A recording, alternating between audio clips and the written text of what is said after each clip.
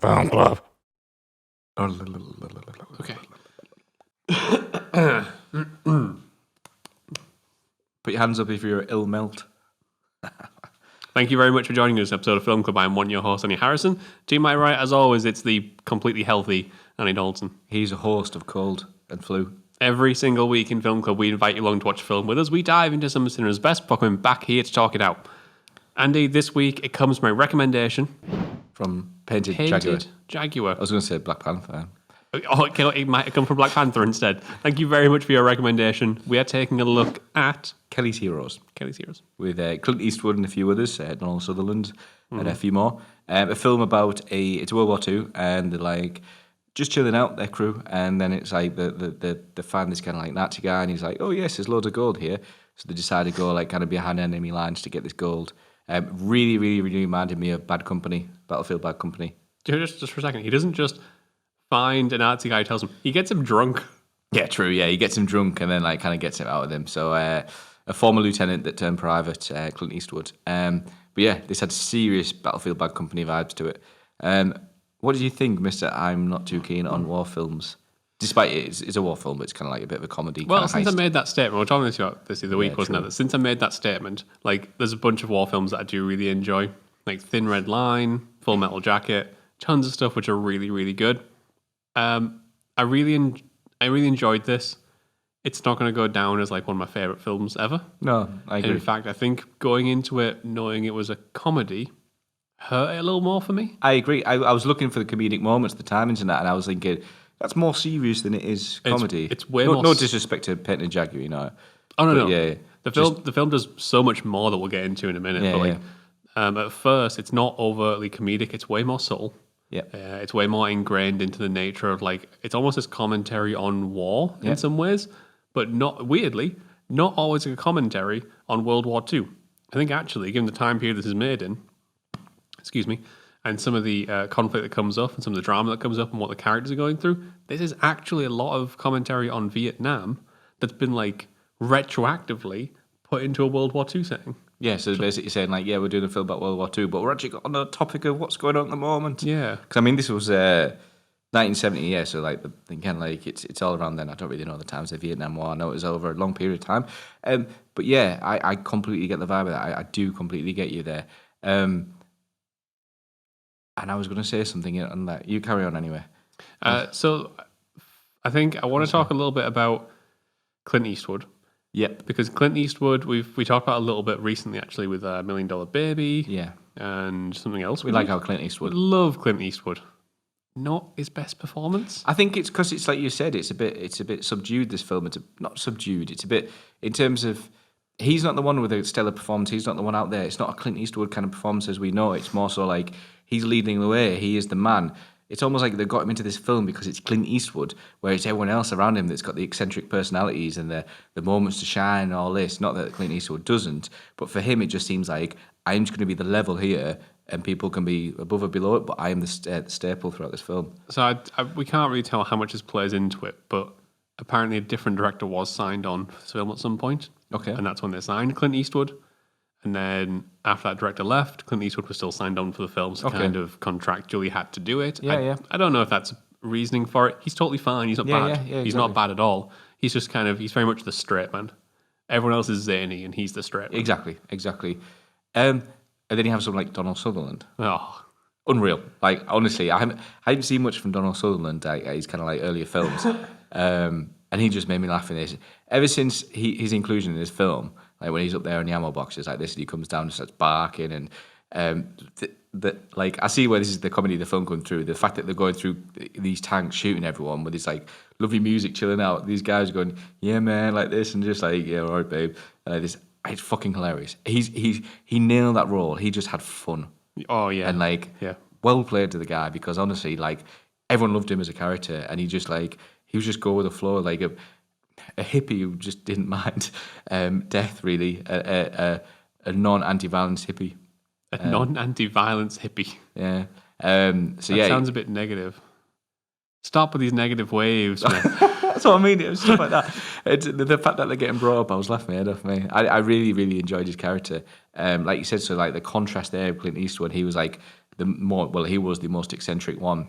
But then you got the other gaffer as well, played by Don Rickles, which is a Crap Game. He was the guy, the supply and stuff, and he was more like. Do you remind me? He reminded me of the guy, the Princess Bride, the.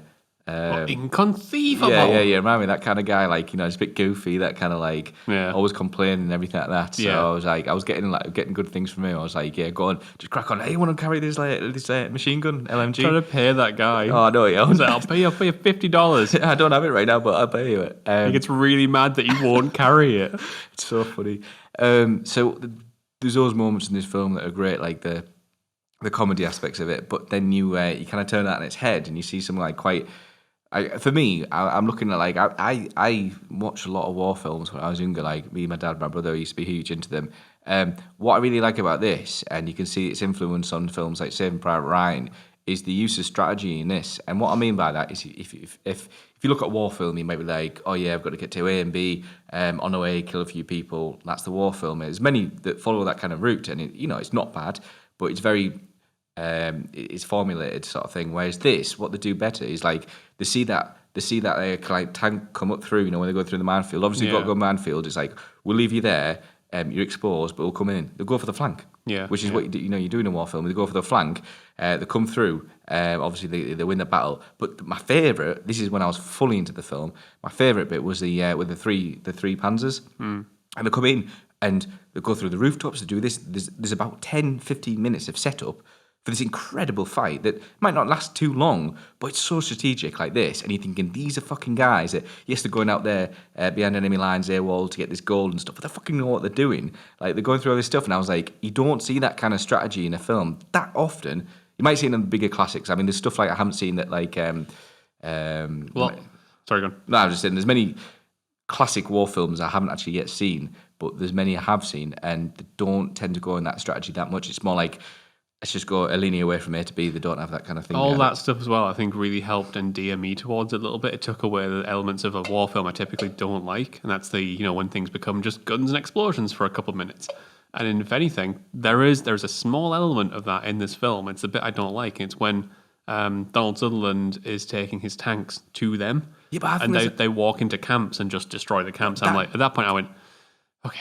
That's offset by the music and everything, and just how hilarious it is. And then you get to, like, it culminates and it climaxes with way more strategic fights that are way more interesting. Yes, so interesting. Like, even within those, like, even those strategies, there's still this level of absurdism.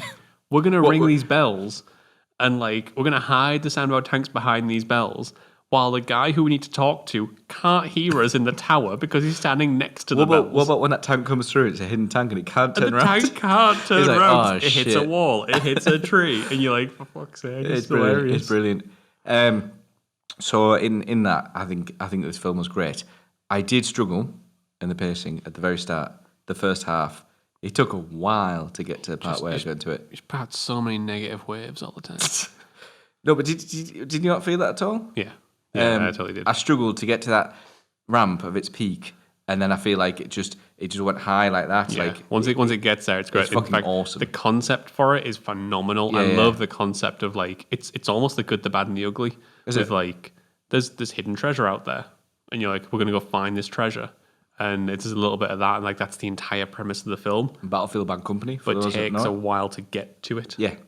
And now we're on the subject of good, the bad, and the ugly. Why is there like a weird Sergio Leone reference sequence at the end? I don't know. Where the three of them walk out towards the tank, and it's all shot. Shot like a spaghetti western. Yeah. And as they're walking, you hear spurs, even though they're not wearing any spurs. I think the directors had a good laugh there. Absolutely brilliant. That was a great moment as well. The fact that you just spotted the Germans just like, yeah, it's just split. It's just so casual in that part. I enjoyed this. It's something, if my brother and my dad haven't seen it, I'm going to recommend to them, put it that way. I will say, just power through the start though. Yeah, once you get there, it's great. Full of great characters, they're individual. So if you look at something like Band of Brothers, where each character's an individual, this has a lot of that to it. I imagine it's influenced like kind of Band Brothers again with the like kind of strategy. You look at the first episode, the strategy behind that first episode. It's very kind of like probably influenced from this and many other war films. But yeah, great. Yep. So there Cheers. is Kelly's Heroes. Kelly's Heroes, thank you. I was too busy thinking about what's coming up next week. So thank you, Painted Jaguar, for recommending Kelly's Heroes. If you have a recommendation, please let us know in the comments below, or you can hit us up on Twitter as well. But we are going to be back once again next week, where we take a look at another Donald Sutherland. I was going to say Keith Sutherland, complete actor, in the form of Invasion of the Body Snatchers. Which is version? The 1978 version. There we are. I've not seen it before. So until then, get watching. I'm going to go back to bed.